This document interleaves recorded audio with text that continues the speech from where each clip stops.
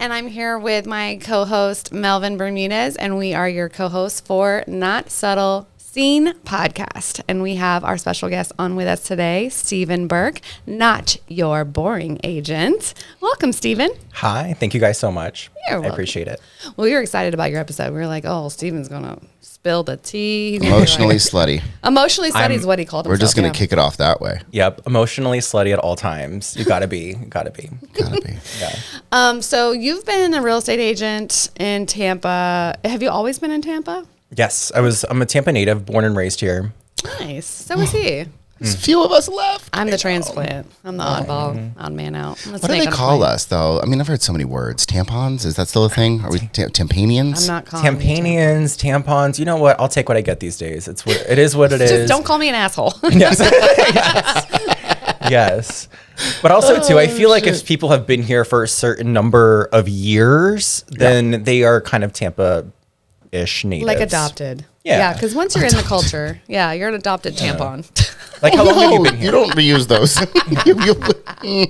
Nah. How do you even know? You don't even know. I have 3 sisters. So in See real some estate shit. Tampa, for how long? How long now? Feel like you're only 12. So No. I'm due for Botox. I'm looking the age these days. No, but I got started in real estate when I was 16. I'm now 33. And so I've been in real estate in all different aspects for a very long time.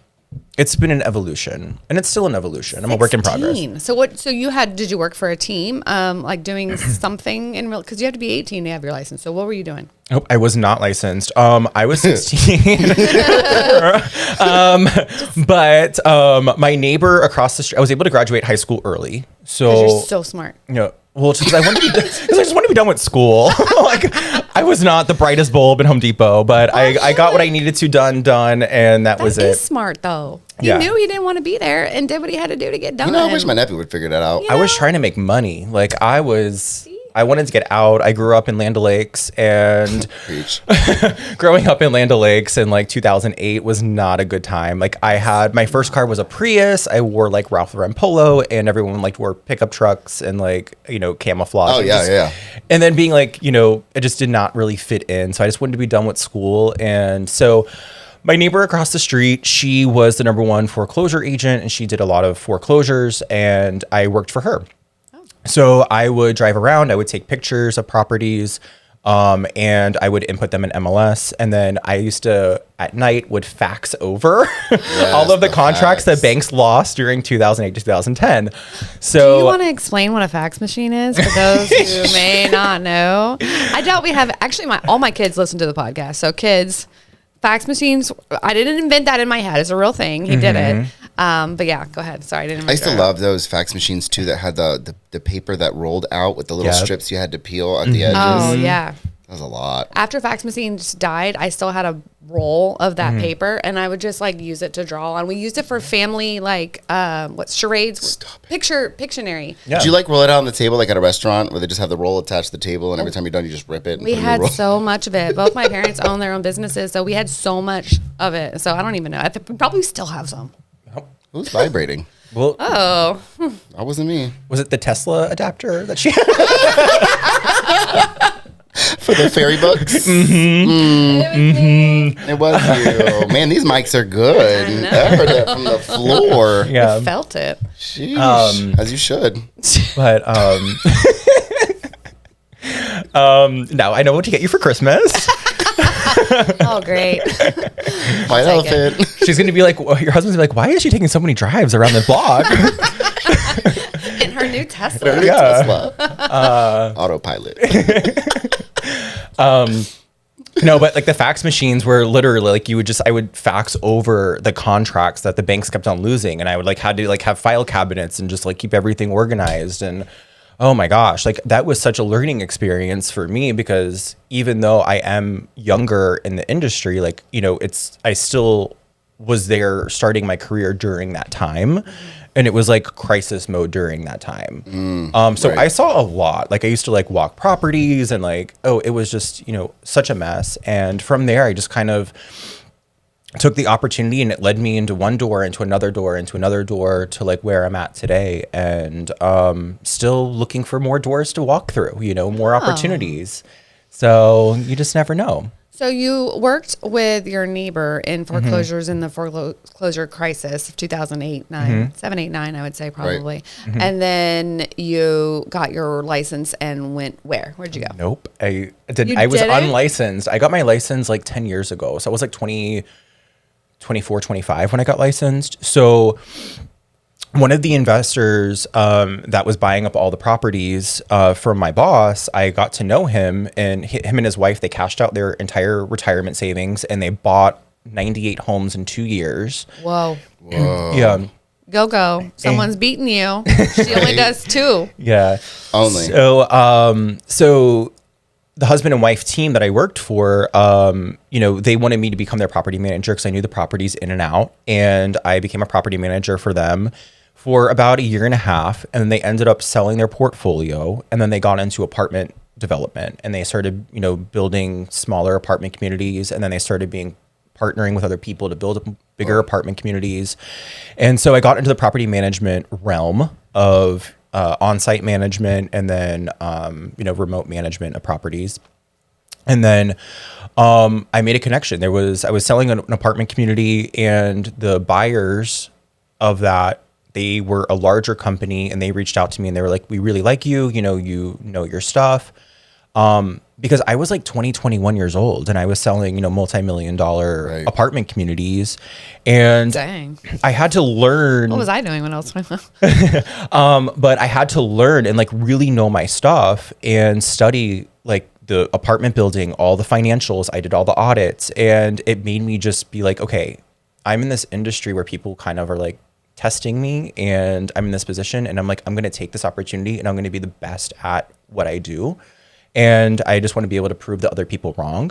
Right. And you're such a Taurus. So I'm such a Taurus. I really am. I don't even know any of those signs mean. Yeah. Oh, he just told you what it meant. Yeah. I know what a Taurus is. Not the same, but but you know, and so that opportunity came about where I got my foot in the door with a larger company, and from there I sold several properties. My last property I sold for 137 million. Before I got into, I was a salaried employee though, so I did not get a commission on that. That's a disclaimer. But that's what forced me into getting into residential real estate, was because it was like I saw the money that was in commercial, I saw the opportunities that were there, and I made so many people rich, and I was like, I need to do this for myself, and I need to do this for other people that I know. And I took my knowledge, and that's what kind of led me into residential real estate.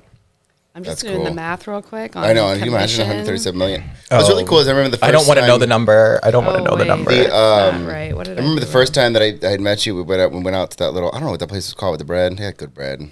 Anthony knows. Do you know what the place was? Good bread. Yeah, they had good bread. Becky with the good hair. Yeah. I don't know what it was called.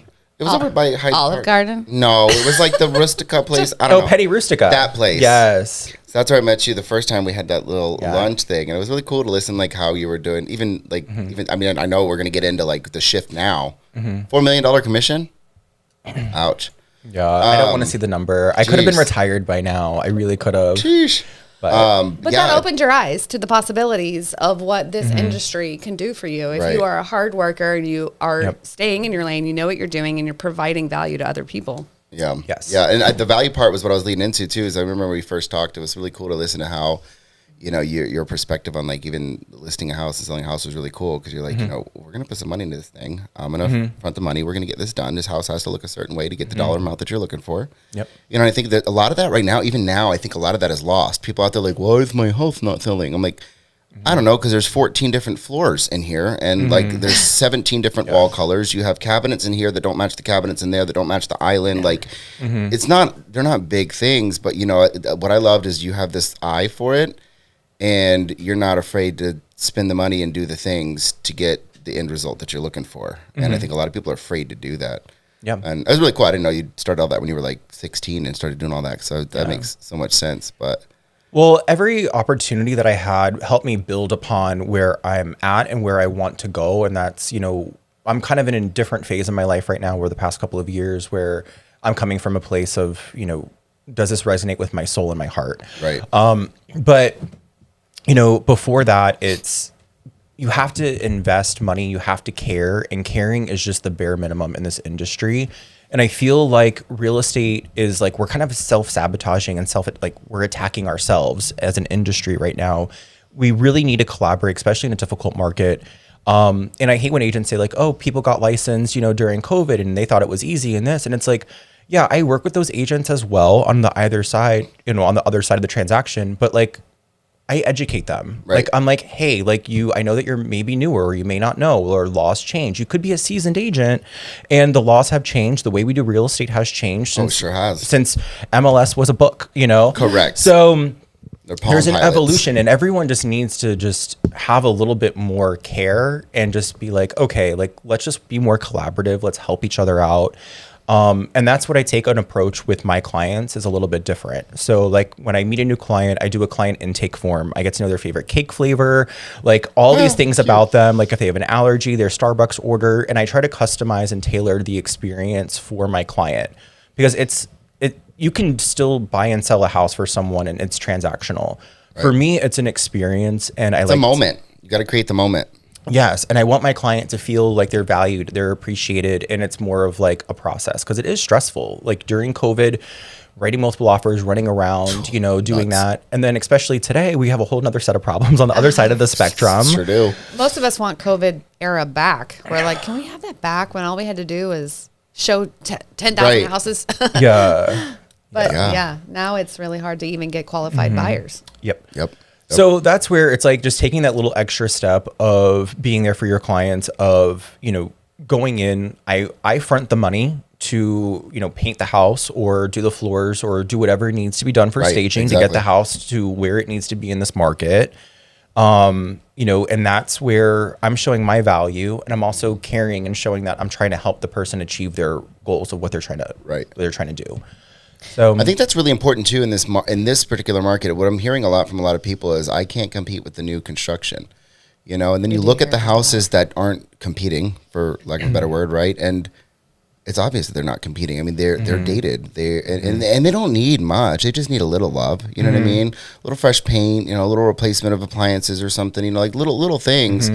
But a lot of agents don't see the bigger picture, and they don't see the value in doing that to get to the end goal that they're looking for. They just want the easy route, and it's like, how do you do that? Like, what are you doing? Well, there's no easy route in this market, I don't feel like, unless you do have like the best location of a house with all the upgrades. Right. Then you're going to get all the offers, right? Actually, I just had an offer come or a contract come in the other day. She had 5 offers.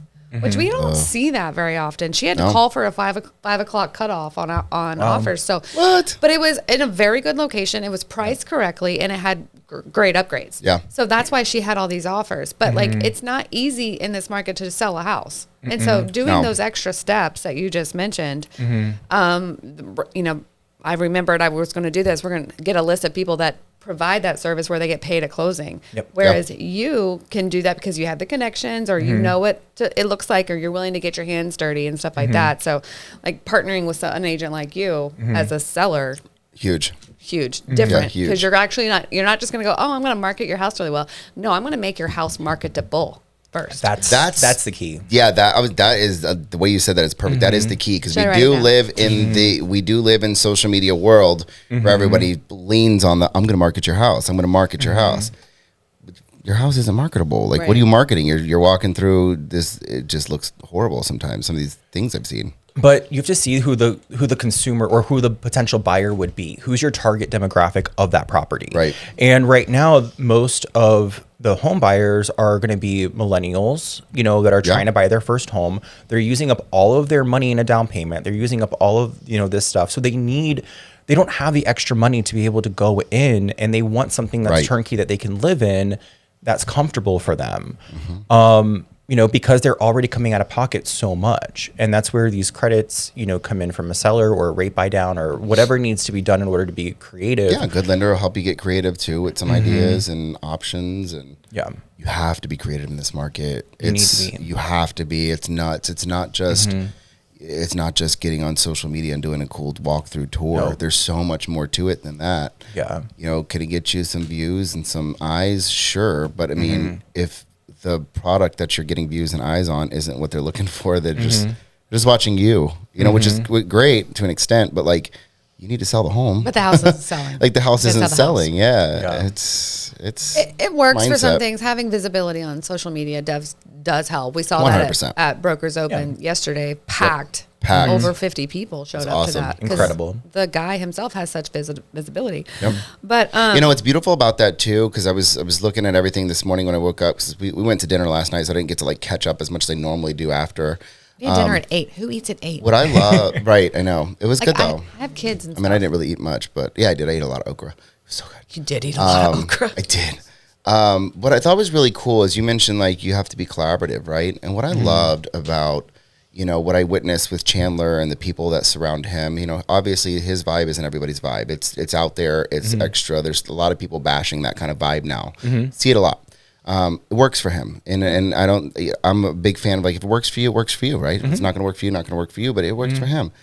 All of his people came out. All of his other realtor friends that came out. Every single one of them did a video, did some sort of automation, did some sort of like, hey, comment this below to get more information about this house. Like they took time to help promote his property. The collaboration. And the collaboration piece I think is missing because there's so many in this mindset of like, they're my competition. They're my competition. Nope. Like, no, you're both going to make money. Like help each other make money. Yeah. Like build that relationship. And he has built some really cool relationships with some agents that just respect him, and they literally show up to help. Yep. And they stay. Like they stayed almost the whole time, most of them, doing videos, doing walkthroughs, calling clients. Like, I mean, it was really cool to see. And then I woke up this morning and I was tagged in like 6 or 7 different reels from 6 or 7 different realtors, all doing the same thing for the same home. I'm like, this is so cool. Yeah. They're not just showing up for some free food and like, thanks, have a good day. Like they're doing something. They're collaborating, which is huge. And I think we need more of that in this industry heavily. Find your tribe. And it's like he found his tribe,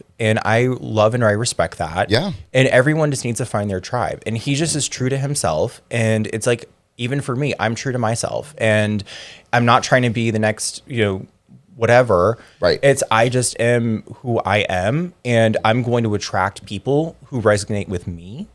And he does that. He puts his information, he puts himself out there, and he's a friend of mine too. So it's like you see his followers, and I don't think he knows a stranger. He's like the nicest guy. guy. And he comments and stuff like that on social media, and I think that it's great to have that engagement and to have that. But right now, we do need to be collaborative because of this market.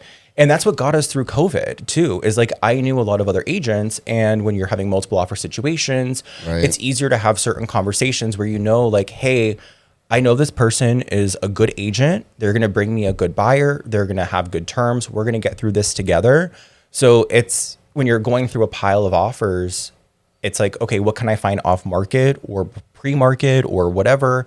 But that's where you need to have good relationships with your local agents, partners, vendors, all the things. All the things. Relationships. All the things. I mean, I think about this all the time because AI's here and it's doing so much more every day. It changes. But you can't replace a relationship. Oh, no. So no. When people are like, oh, AI is going to replace you. Well, then you better get good at making a relationship with your community, because it is going to take away some jobs, but not if your job is based on relationships, which in real estate, I think that's the number one thing that we have to do. Yeah. And the collaborative piece is really cool too, because I think there's a lot of humbling that needs to happen in this industry. There's too many people who know everything. I kind of brought something up the other day watching, certain agents kind of boast about their what they've done and thanks to all the clients, and you pull stats and there's nothing, you know what I mean? And then you get the agents that just know everything about everything all the time, and it's like, you may not know. I use my friend Natasha, for example. She lives, breathes, loves Mira Bay and Apollo Beach, right? So like, she's a good resource to collaborate with if you are selling your first home in Mira Bay, or if you've never, because she'll tell me things about the docks and the depth of the water and like the things that I never even discussed. I mean, even Christy yesterday was talking to me about the house we were at, and she was like, do you know what the depth of the water is here? And like what size hole you can have on your boat? And like, do you know? And I'm thinking, I'm like, you know what? That's crazy. But someone who's never sold a waterfront home with a dock may not even know to ask those questions. But if you're in this, like, I'm the best at everything I do, I'm just going to chat GPT everything. Like, that's only going to get you so far.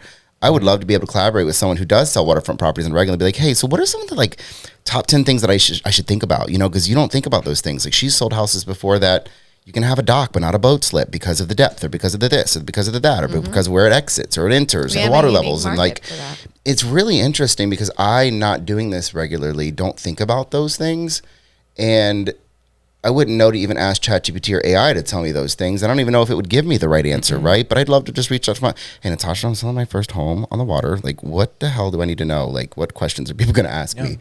And she'll drill me and be like, okay, here's what you need to know about Apollo Beach. And I'm like, this is cool. Cool. Never knew any of those things. When she told me that, though, about like depths of water, and I was like, God, it makes so much sense when you tell me, but would not have crossed my mind initially. Or like certain size boats and things like when you are working with buyers who are looking for that, you end up learning these jargon things. Yeah, and but if you've never sold a home of that type, what are you going to do? You know what I mean? Like you can act like you know it all, or you could just humble yourself and be like, all right, I need some help. But she's the local expert though. And I think that the way that people make money in this market right now is getting very niche and like just running with one thing rather than trying to cast a big net. So if Mirror Bay's her thing, then that's great. She's that local expert. She knows that. You know, and hopefully she's nice enough when you call, and if I decide to call her and hey, I need help or advice, she'll answer the phone and be like, okay, I'll tell you this. 100%. But you know, because I would do the same. You know, if I was on the other end of it and someone called me and I was a local expert of a certain neighborhood or whatever. Right. So yeah. Well, you do have some expertise because you've got a shift in your business where you'll have to explain it again to the public. To the public. I love the shift. I do too. And I think it screams heart and soul, which I know is part of your brand. Yeah. But you're basically helping the last home buyer, right? Like everyone first time home buyer, blah, blah, blah. You're more like, I'm going to help you buy your last home. When we first talked about this, my mind was blown. I still get chills about it because I'm like, no one's doing this. No one's doing this. And like we talked about it, like I'm a lot of us in our age group, I'm 36, he's 33. Like we're all in that area now where we have to think about these things. I'll let you explain in detail, but like it's a cool thought process. Yeah. So, you know, I spent my entire 20s working and doing all the things, putting my head down, and I never really like had a moment to really reflect on what I wanted out of life. So I went through a really bad time 3 years ago, and I was in a really bad relationship. I had a lot of family stuff. My dad and brother, you know, have a drug addiction. They have been in and out of homelessness for, you know, 2 decades. And I, you know, had a heart attack, and it just was like right when I turned 30, like the world just kind of like came down, and it was like, I need to kind of take a step back and realize, like, reflect on what's important to me. And so I ended up selling my house. I'm making a very long story short. I sold my house, and I went to Europe. Was supposed to be for 6 weeks. I went for 6 months. Ooh. And I had my little eat, pray, love moment, you know. And I just remember, like, I was in a coffee shop and I had a notebook, and in the notebook I made a list of like, what am I good at and what am I curious about? And I wrote a list of like all the things I was good at and all the things I was, you know, curious about, what was passionate with me. And I've had a business coach for 7 years. You know, he's based in Kentucky. And during our annual business plan, I always had, there was the first thing on the business plan, no matter the business plan changed, but the first thing was like, what is your why? And I never filled out a why. It's hard for people. And it's really, really hard. And I just never like knew what my why was. I just was like going through the motions of life. I was, you know, you're like, I want to eat. I need to just, Well, most people's why is like money. And it's like, that's such a shallow why. I mean, if you do the right thing, that part comes. Well, because then when you have the money, what's going to drive you to do? Correct. Then what's your why? Yeah. So I was 30, and it was like, I had money and I had all these options in life. And I was like, okay, I was seeing an online therapist at that time, and I was like, what can I remove from my life to free up more of my time? Ooh, and that's a good question. Yeah. Write that one down. Yeah. That's a good one. And so I got an attorney to take care of my family situation. I got out of a really bad relationship that I had to sever. I took care of my health and put my health first and started making changes. For almost 2 years, I was taking 6 pills a day to get out of bed. I was like Britney Spears, like going through the motions in life. Thankfully, I have an emotional support cousin who came and he joined me, and he was the face. Is it that one over there? Yes, he's over there. But he was the face of, the business while I was on the back end doing paperwork, doing negotiations and stuff. I just could not be front facing for a while. And I was like, I just do not want to live my life the next 30 years like I did the first 30 years of my life. And I was like, what am I going to do to make a change? And I still do not know what my why is, but I know what I'm good at and what my heart is, where my heart is at and what I'm passionate about. So I took that list and I started just Googling keywords that I was putting in there. And I'm just a really big mental health advocate of what I was going through, what my family has been through, what I've seen. And I thought I wanted to get into, sober living homes, and because that's something near and dear to my heart. And then from there, I decided, what does it mean to have a healthy brain? I was taking 6 pills a day to get out of bed, and I was deeply depressed. I was in not a good state, for a long time. And I was like, I'm going to get myself off of this medication. And what can I do to just be healthier? Like, how does the brain function? Why am I feeling this way? And then from there, I kind of led me down a rabbit hole into, memory care. And my goal is to open up an assisted living home. And I found a mentor who's in that space. And I spent like 6 months figuring out the name, the brand. I got the LLCs, the trust, like everything situated. And I'm like, okay, we're ready to go. And then I'm like, wait, I need money. Dang it. It's important. I need money. And I also need to kind of connect and meet with people and network. So and build your brand. And build it. So I have to reverse engineer. So I'm like, okay, what am I going to do in the meantime where I'm good in real estate. I know real estate, but what can I do in the real estate space that resonates with my heart? So from there, 10,000 people a day are turning 65. There's going to be what's called a silver tsunami of all of these baby boomers that are going to be aging out. They're needing to downsize. They're needing to go into assisted living homes. They're needing to and the more and more that I started talking about this, the more and with people that I know. My dad has Alzheimer's. We're taking my grandma into a nursing home now. We're doing this, and I was like, okay, how can I be the change, and how can I help people that are going through this? Because like you said, the adult child. We don't have time. We're busy. We're in a tough economy right now. Some people are working 1 or 2 jobs. They have kids. They're taking, we just don't have time to be able to help mom and dad go through boxes of memories that they've been living in their home for 30 to 40 years. And that, they don't want to have these hard conversations because, parents don't want to listen to their kids or family. No. Sometimes you need to interject and you need to have a neutral party come in and tell mom and dad that you do not need to keep these box of newspapers. Correct. So it's when I had to do that for my grandparents, it was like, okay, I understand because I've been through it. And so I just completely pivoted my business and I started getting probate listings. I started reaching out, doing that. I started doing target marketing towards people that were downsizing. I started helping people that their families, if one of the spouses passed away and they needed to transition and move in with their adult child or whatever, or their adult children needed to move in with them, they needed a larger home. So it's like I've created a network of people around me that are experts in helping people with estate sales or probate and all that stuff. And for me, speaking to my younger generation of buyers and sellers is that I now include estate planning as my closing gift. That's so cool. Yeah, I like that. So I provide my clients with a will or a trust or whatever when it comes time when they sell, because I think it's so important. Because a lot of times, you just don't think, I was 30 years old and I had a heart attack. Like, right. You just never know. You just never know. Never know. So thankfully, I had my estate planning when I was 20 years old. I had all of that stuff done when I was 20 because I had to, because of my family dynamic that I had. Yeah. So I had to protect myself. So, you know, once you turn 18, you're an adult.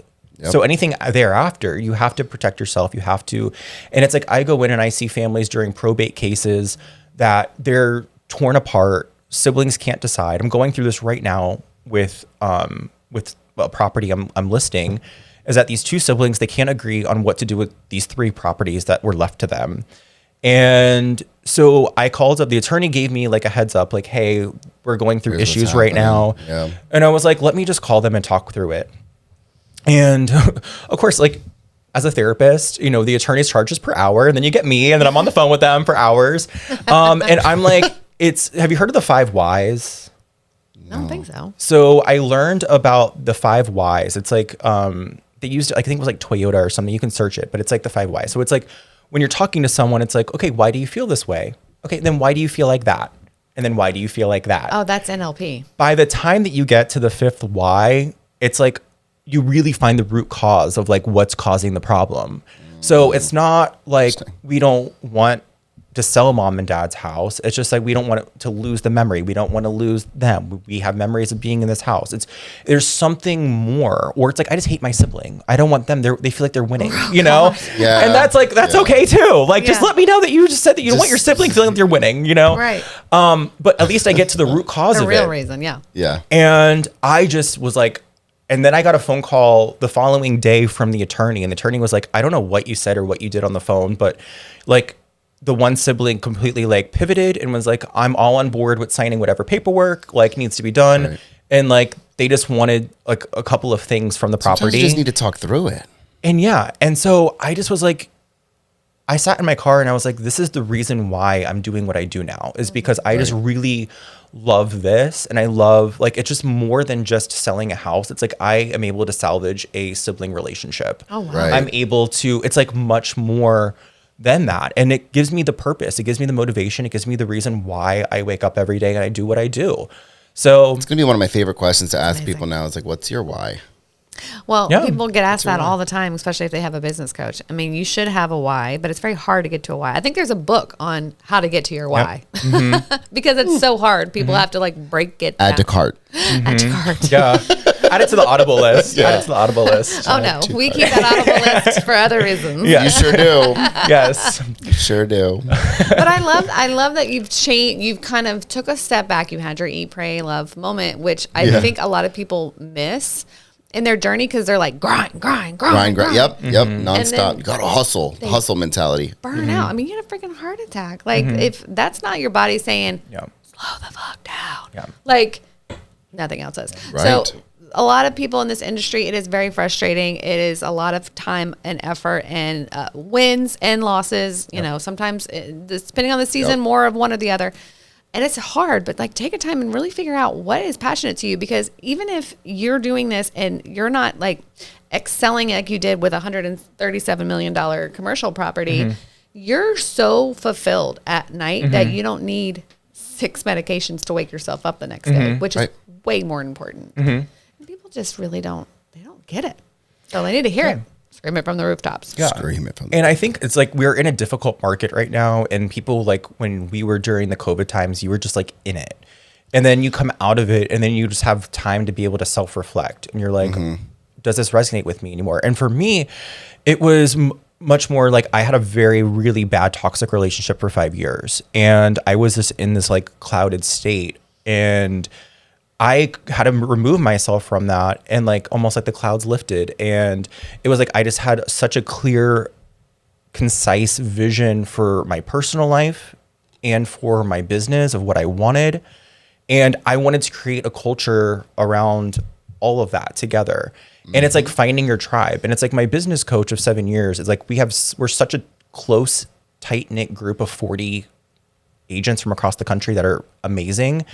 And they're like, pedal to the gas, you know, like, And that was also really hard because I'm just like around these such high achievers that they're just like go, go, go, go, go. And it's like, okay, we need to find some sort of balance and compromise, because I felt that same way. I'm like, I love the motivation. I love all of this. But I'm like, we also like need to have a balance, in life. And I think in this real estate realm is that we all know agents that are like eat, breathe, sleep real estate. And then there's other people who they shut their phone off at 7 p.m. and they don't work weekends and national holidays.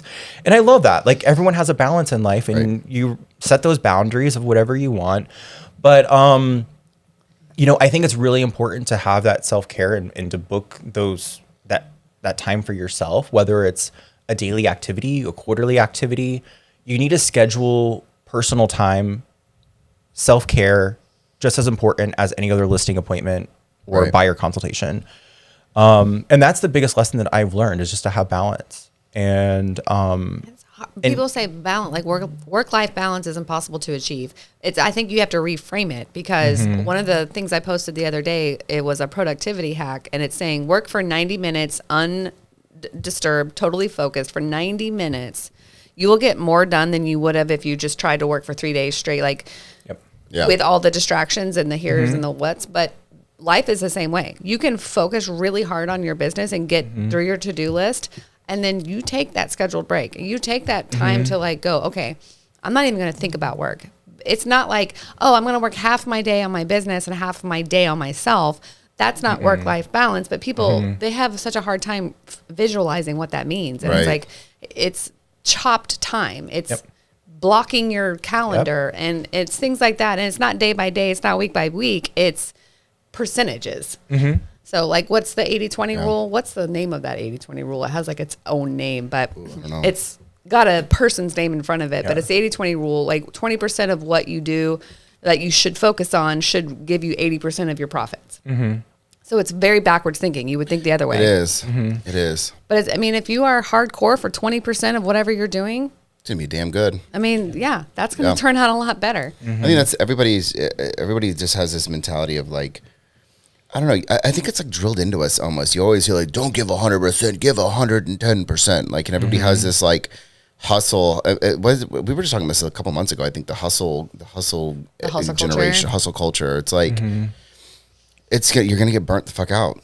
Or the person that's just the person that's sitting back and actually analyzing, deep thinking, and doing this. What? Oh, Pareto. Thank you. We have cue cards now. We have cue cards. Love this. Yeah, is it Pareto or Pareto principle? Yes, that's what it is. There's the hustle causes burnout. The hustle causes stress, and that a lot of times it drives people to give up more than it does for them to actually succeed. And I think thing one with this whole episode is the why. Figure out what the hell your why is. I've got a few agents I'm working with now. I've got a few agents that are, kind of dropping out of the real estate game because of what's going on. And, I don't think that they've identified their why. And if they did, it's not the right one, I would say. Your why? Because my why is similar to your why. It's always been to help others. I mean, I've quit jobs that paid really well because it just didn't align with who I am as a human being. And I'm very fulfilled with helping others. And I fully, wholeheartedly believe you do the right thing, it will come back to you tenfold. And that's the way I roll. And that's always been my why, is to help someone else, because I want to be helped by other people. I mean, if you're never not learning, you know what I mean? If you think you got it all, you don't, Every time I hang out with a different realtor, or a new person, or a new lender, or a new, acquaintance, I learned something from them that I didn't even know. And I've been doing it for forever. You know what I mean? So my why is to kind of give that back out to people as well, because that's what fulfills me at the end of the day. Because I go home like, that was awesome.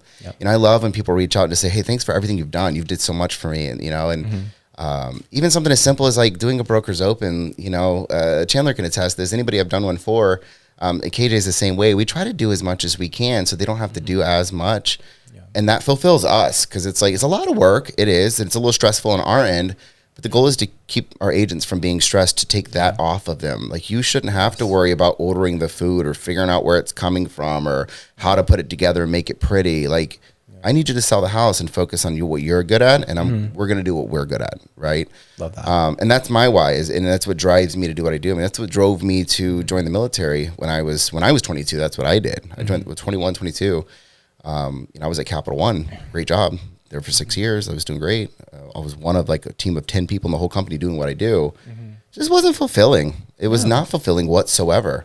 And I was like, I need to do more. I want to do more. I want to feel like I'm doing more. And it was so cool because like, it was like, for me, it felt like a little superhero moment. You know, when you put on that uniform, everything changes. Like, I don't know what it is about it, but as soon as I put on the uniform, I was like, I feel like somebody. You know, and I would be pumping gas and people would be like, hey, thank you so much for your service. And I'm like, oh my God, this feels so good. Like people actually appreciate what I do. Yep.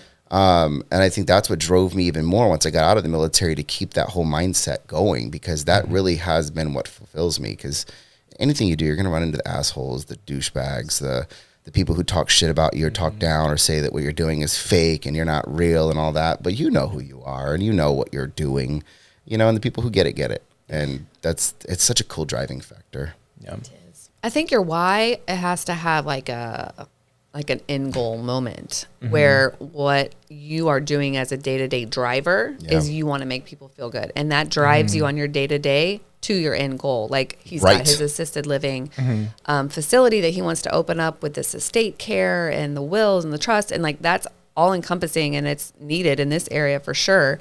And it's something he was can very needed for our easily age scale. group. It's needed for our age bracket. We don't know anything like, about retiring our parents. We don't. And I just thought about this, and you've probably already dealt with this. The way the economy and things have been for a while now, there's a lot of people in my age bracket, your age bracket, they're currently trying to buy their first home because they've been renting for so long, but now they're also dealing with the family side, the parents that can't live in their big ass house. I mean, my parents, for example, I mean, they've been in and out of the hospital now for the last 3 months pretty heavily.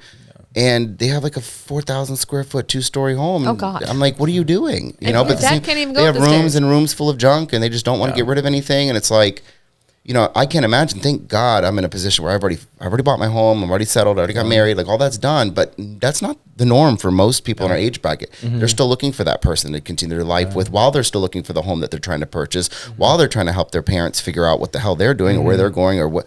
And then they're stressing out about, well, how the hell am I going to pay my mortgage if I have to worry about paying my mom and dad's assisted living bill because they obviously can't pay for it. And then what does the government do? Can the government help? There's all these questions. Even me lately, I've been running through this in my head. I've been talking to my older sister. I'm like, so when shit really hits the fan with these two, like what is the plan? Like what do we do? Like financially, I can't support them. I was like, call Steven. I'm literally like that part, you know. But like financially, I'm like, you know, I am on the up and up, trying to get out of my own hole that I dug with finances and debt and things. Right? Like I can't take on that as well. But you almost feel obligated. You know what I mean? But it's like, what are we supposed to do? So I just couldn't even imagine being that 30-something-year-old, even 20-something-year-old right now, like prepping for their future while trying to prep for their family's future while trying to plan kids and all the other things that come in between. That's stressful as hell. It is. So to have a resource like you that's like here and really gives a damn, right? You're not just going to say, buy this house. And that's where everybody's at. They need a paycheck. They're like, buy this house. You need it. It's perfect for you. No, it's not. Like, not what you need. It's, you know, that's why I do what I do is like, you have to reverse engineer and you don't know what you don't know. So it's like, I have reached out and found sources and contacts and people. Like I found a girl who helps people like your parents who may not, or I don't know, they may have the means to do so or to go into a facility or get skilled care. But also there's other private grants. There's other private funding out there. Right. There's government programs that if you feel like, what are we going to do? This is our burden.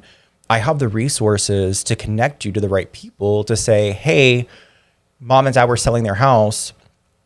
There maybe some people, their home is the only like money they have. their only asset. So their only asset. And so it's like I have partnered with people that I could refer them to saying, hey, they may be able to get extra money every month, or they may be able to get a subsidy. They may be able to do this.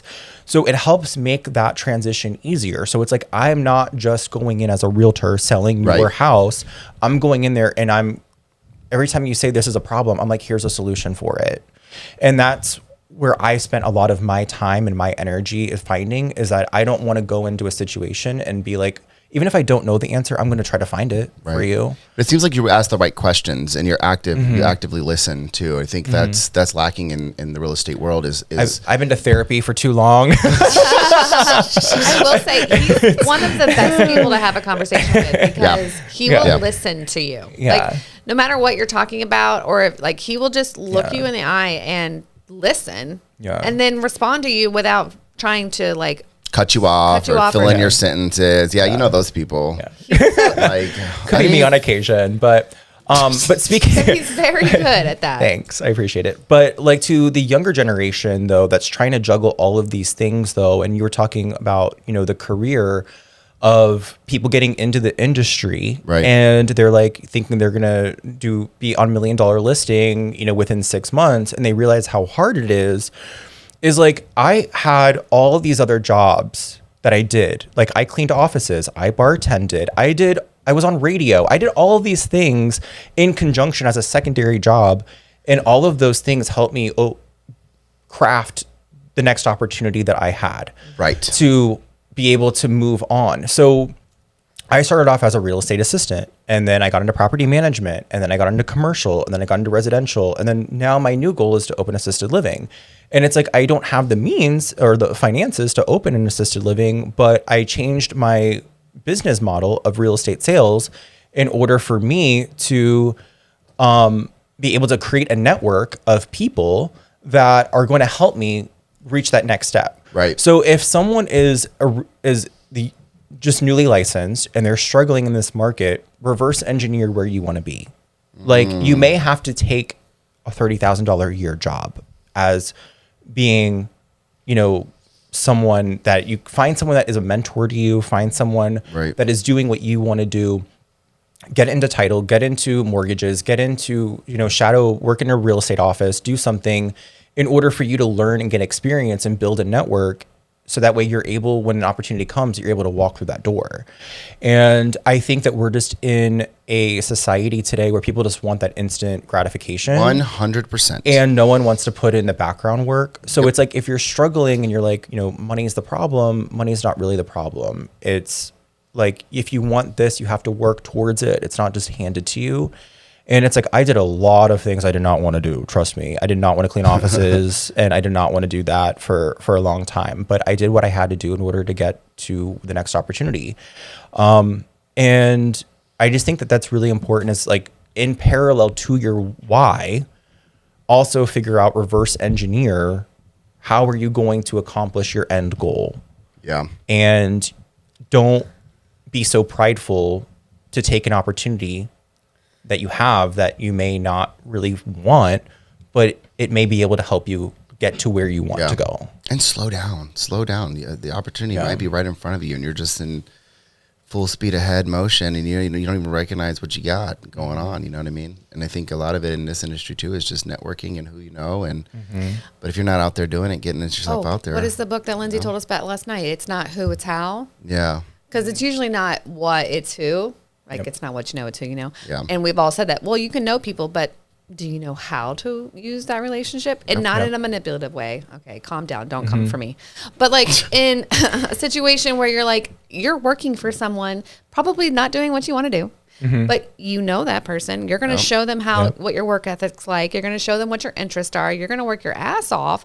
And then they're going to hook you up with the next opportunity that you're looking for. You're going to let them know. How do you use that relationship to get to where you're trying to go? That's a great one. All right. Wow. So where are we at? Oh, dang. We're almost at 50 minutes. We had a lot to say with Steven today. Okay. So we have my couple like ahas. For those of you who ever took Bold, you'll know what this is. Caring is the bare minimum, is I think maybe the title of this podcast. I'm not sure. Caring is the bare minimum. We'll see. Just care. Just care. Just care. You want a t-shirt made? People, yes, I will. Yes, just care. Period. Yep. Just care. That could be a new thing. That could be. Maybe it'll be a new trend. We'll start a new trend. Start a new trend. Just care. Just care. I like that. Yeah. I'm here for it. Yeah. But thank you Can so I dress much. up as a Care Bear? I am a Care Bear. The green Care Bear. The green Care Bear. That's the lucky one. Yeah. Yes. Yeah. How can people get a hold of you, Steven, if they are like, oh God, this is my exact situation with my parents? How do I get them out of this? You can contact me, find me on Instagram. Everything is Not Your Boring Agent. So There's the logo. Yes. This is a gorgeous logo. He told us the story behind it, and it was well worth all the pain and heartache you had to go through. I love this. Yeah. New York badass. No, just kidding. That's what Melvin said it looked like. Not Your Boring Agent. So is it Not Your Boring Agent? NotYourBoringAgent.com, Not Your Boring Agent on Instagram, all the handles. And then you can just contact me that way. We'll put his phone number for if you are more of a caller texter person. Yep. We'll have that in the show notes as well, as long with all the things he just said for handles and emails and websites and things like that.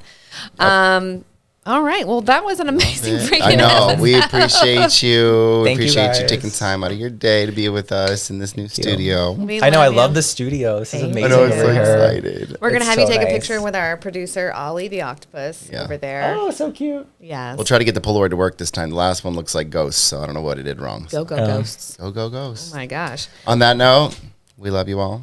We appreciate you all. Wait, what's my ending? Well, it's not brewed good, dude. Good. Wow, words are hard. Stroke. Thanks for seeing you. She said that to a real life human one day. Literally last week. He was like, it's so good seeing you. He's like, thanks for seeing you. I was trying to say, thanks for coming.